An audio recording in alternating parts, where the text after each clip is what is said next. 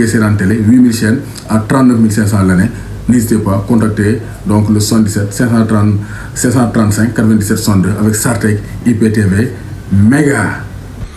Bonjour à tous et à tous, bonjour à tous les suiveurs et à tous les inconditionnels de Grégoire Omnisport. Donc Ndiaye warul tiit warul ragal, bienvenue dans cette revue de presse mercato fële ca Europe. Donc fële ca Europe gis nañ ne ça chauffe. Franck Kessié est désormais blaugrana, il a signé son contrat, il a été présenté. Donc Nemanja Radonjic, donc le joueur de Demba Ndaw Niang, va quitter l'OM pour signer au Torino. Donc loolu leer na. Donc Marseille ñu ngi def décrassage ou bien dégraissage. Donc Boca Juniors a été éliminé cette nuit en Copa Libertadores par les Corinthians malgré 20 tirs au but à 1.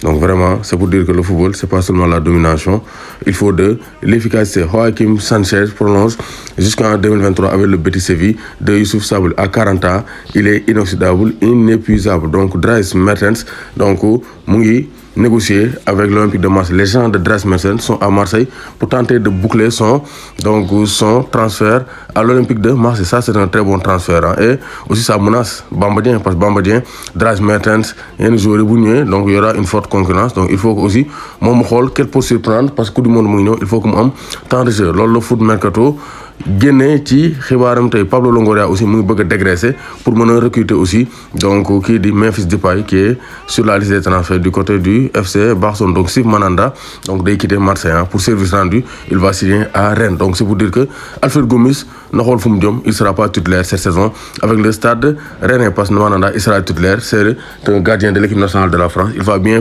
préparer la Coupe du Monde. Donc ça c'est très clair. Donc gis nañu aussi Cristiano Ronaldo ba léegi 3e journée consécutive sans Cristiano Ronaldo dans la tournée des Red Devils. Donc Cristiano Ronaldo wax na ko dafa quitter Bayern mu ngi ci, Chelsea mu ngi ci, ak kii di ñu wax un retour au Real Madrid, mais boobu gëmuma ko. Mais je pense que Bayern ak Chelsea ñoo gën a placé pour mën a recruter Cristiano Ronaldo. Donc AS Monaco ñuy bëgg a def offre 15 millions d'euros pour Brel Embolo, le joueur international suisse d'origine camerounaise. Donc Monaco actuellement aussi, ils veulent faire une excellente saison.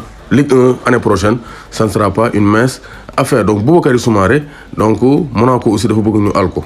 Donc Monaco dafa bëgg ñu alko Boubakary Soumaré. Monaco est en discussion avec Leicester pour obtenir le prêt de Boubakary Soumaré d'après David Orsen. Pourquoi? Parce que Boubakary Soumaré amatul temps de jeu. Il n'a plus de temps de jeu du côté de Leicester. Pourquoi? Parce qu'il y a le retour en forme de Nampalys Mendy. Donc Nampalys Mendy et Rosa. Donc Nampalys Mendy. Donc il a gagné sa place à Leicester. Il ne va pas quitter. C'est Boubakary Soumaré qui va plier bagage. Donc un Sénégalais pour en chasser un autre. Donc Iñaki Williams jouera pour le Ghana. C'est officiel. Pour la Coupe du Monde, Iñaki Williams, le joueur basque de l'Athletic Bilbao, va jouer la Coupe du Monde avec le Ghana, les Black Stars du Ghana.